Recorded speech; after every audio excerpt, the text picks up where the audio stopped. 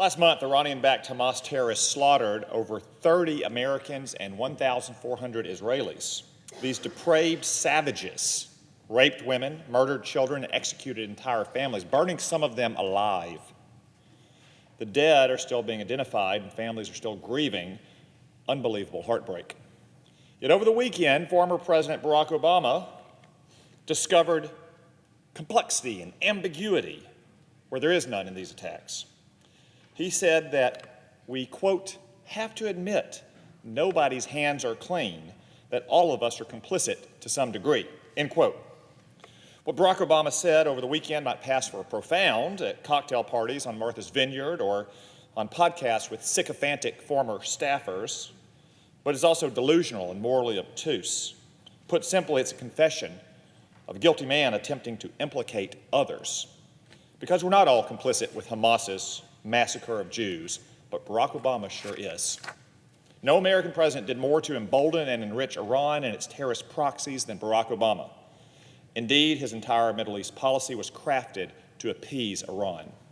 As president, he stayed quiet when Iranian protesters took to the streets in the Green Revolution. He sabotaged legislation in Congress sanctioning Iran. He cut and ran from Iraq, knowing that Iran and its proxies would fill the power vacuum.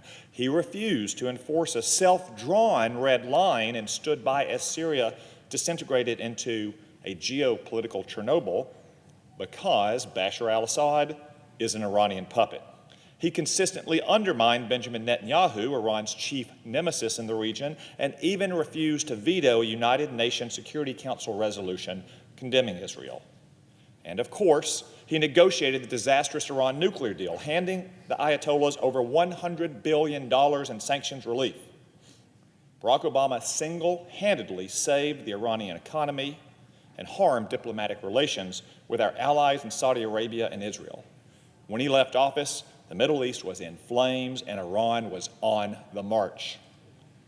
Tragically, Barack Obama's coterie of Iran appeasers, apologists, and accomplices have returned to the White House. His understudy, Joe Biden, is now president. The man who helped to secretly negotiate the Iran nuclear deal, Jake Sullivan, is now National Security Advisor. And his Treasury Secretary, who served as a de facto investment banker for the Ayatollahs, is now ambassador to Israel. Barack Obama's legacy is alive and well in this administration, and it certainly shows. Within days of taking office, the Biden administration removed the Houthis, another Iranian proxy, from the list of terrorist organizations without any concessions. And how did the Houthis reward Joe Biden? By firing dozens of missiles and attack drones towards Israel just days after Hamas's rampage. In its first 100 days, the Biden administration announced that it would send hundreds of millions of dollars to Iran's friends in Gaza, Judea, and Samaria. They claimed that it would foster peace and stability in the region. How did that work out? The next month, Iranian-backed militias launched 4,000 rockets into Israel. Since taking office, Joe Biden has enriched the Ayatollahs with over $90 billion through his lax enforcement of oil sanctions and his unfreezing of Iranian assets. Tehran has predictably used this Biden bonus to strengthen its military and arm its proxies.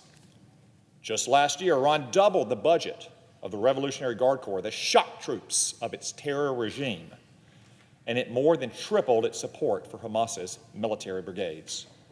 The very same month that Biden agreed to unfreeze $6 billion in Iranian assets, the Revolutionary Guard Corps reportedly started to assist with the planning of the October 7th attacks that killed, I say again, over 30 Americans and more than 1,400 Israelis. This is the nature of the regime that Barack Obama coddled for years.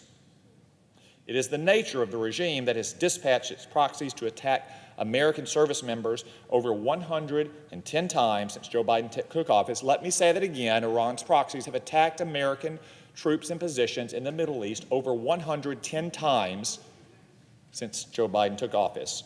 And what has Joe Biden and his gang of Obama acolytes done in return? They fired a few missiles at empty proxy warehouses, merely validating Iran's proxy strategy. The Ayatollahs are laughing at Joe Biden just like they laughed at Barack Obama. Barack Obama is the last person who should pontificate on this issue. The only thing we should hear from him is an admission that he was wrong and an apology. Maybe he can include it in his upcoming 4th memoir, due out later this year. My message to the former president is simple. Don't try to excuse your own failures by blaming the rest of us. The people complicit in the attack on Israel are the terrorists who committed it, the Iranian regime that funded it, and the Obama and Biden administrations that appeased them. The responsibility for the events of October 7th rests squarely on their shoulders and their shoulders alone. I yield the floor.